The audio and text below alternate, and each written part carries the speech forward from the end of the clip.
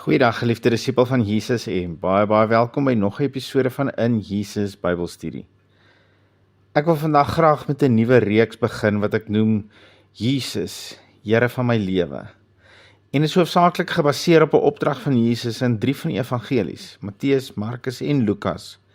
Matteus 16 vers 24 lees so: Toe sê Jesus vir sy disippels: As iemand agter my aan wil kom, moet hy homself verloon en sy kruis opneem en my volg. En ons gaan in die volgende klompie boodskappe hierdie vers bietjie ontrafel en kyk hoe dit ons lewens beïnvloed en veronderstel is om ons lewens te beïnvloed. Let eerstens daarop dat Jesus hierdie met sy disippels deel. Mense wat hom reeds volg en in hom glo. So vir ons is hierdie woorde vir ons as wedergebore Christene.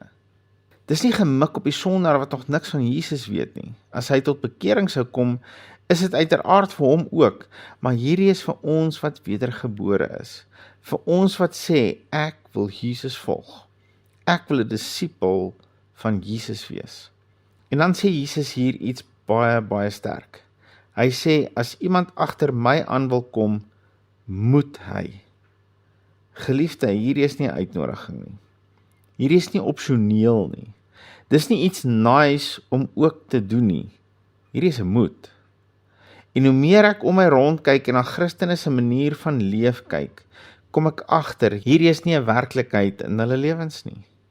Nou mag jy dalk dink, ja, maar ek dog dan ons is onder genade, nou kom sê jy ek moet, en moet is nie deel van die nuwe verbond van genade nie. Die nuwe verbond van genade is dat God alles doen en ek ontvang net. En dit is baie mense se siening van genade. Nou kom ek help jou om hierdie beter te verstaan, sodat ons nie mislei kan word nie. Die nuwe verbond is 'n verbond van genade. En dit is 'n verbond waarin God uit genade gee. Maar ons moet weet wat is uit genade gegee, sodat ons nie mislei word oor ons verantwoordelikheid nie. En ja, ons het verseker 'n verantwoordelikheid. Ons is uit genade gered, wat beteken ons is oorgebring uit die mag van die duisternis na die koninkryk van Jesus. Abba het dit gedoen. Ons is uit genade geregverdig, wat beteken ons het die geregtigheid van Jesus gekry. Met ander woorde, ons is voor God wat Jesus is, een en dieselfde, en ons is totaal en al vrygespreek van alle sonde. Jesus het my plek aan die kruis gevat en vir my sy plek langs God gegee. Ek en jy het niks gedoen om by te dra tot ons redding of ons regverdigmaking nie, behalwe om dit te glo. Jesus het die totale prys daarvoor betaal aan die kruis. Hy het ons uit genade daar aan die kruis vrygekoop en het vir ons moontlik gemaak om wedergeboorte te kan ervaar, deur slegs 'n woord te glo.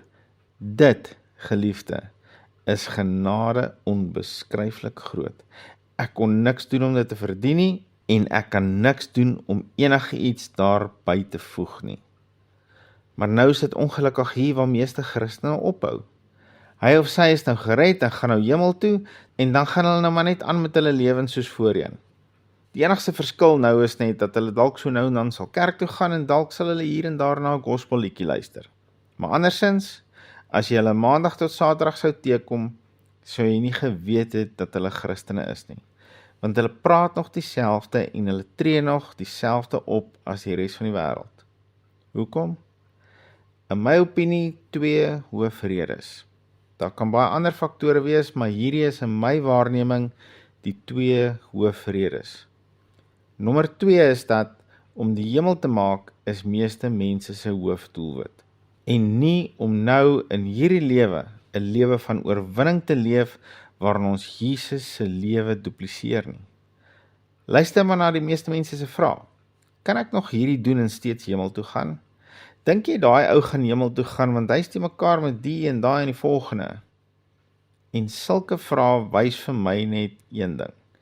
Mense se fokus is om eendag toegelaat te word in die hemel. Terwyl Paulus in Efesiërs 2 skryf dat ons reeds in die hemelse plekke sit saam met Christus. Ons is reeds daar. Dink bietjie daaroor na. Hoekom wil ek dit my goal maak? Ek is dan klaar daar. Maar oké, dan hiermee saam is my nommer 1 rede wat ek opmerk. Hoekom mense nie anders leef en anders optree en anders praat nie. Is omdat Jesus is nie Here van hulle lewens nie. Die Engels druk dit eintlik vir my so mooi uit. Hulle praat van Jesus as jou Lord, of the Lordship of Jesus, die heerskappy van Jesus oor my en jou lewe. Het hy heerskappy van ons lewens?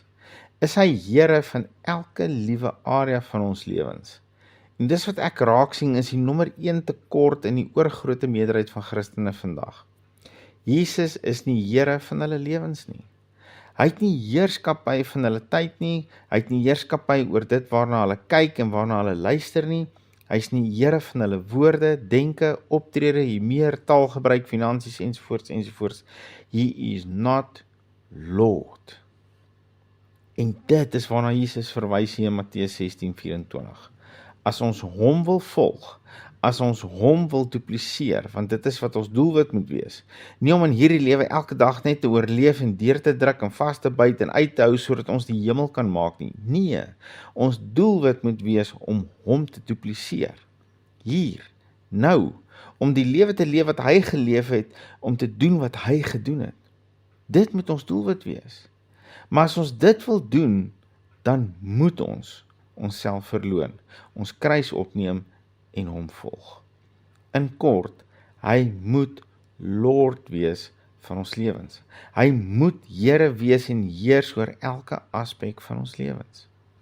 Ons moet alles aan hom oorgee en in alles die knie voor hom buig.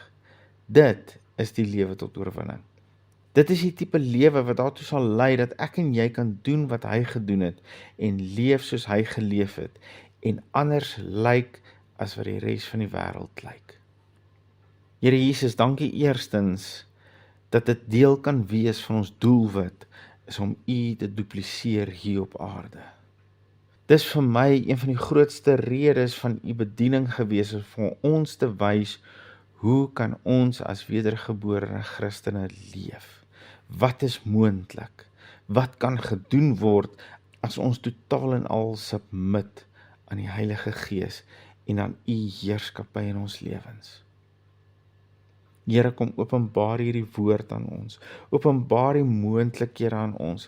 Help ons om sensitief te wees vir die inspraak van U Gees in hierdie reeks en dat ons sal begin om ons knie te buig voor U as ons Here. In Jesus naam. Amen. Geliefde van Jesus, dit is so belangrik. Hou jou oog op Jesus en jou neus in sy woord. Shalom.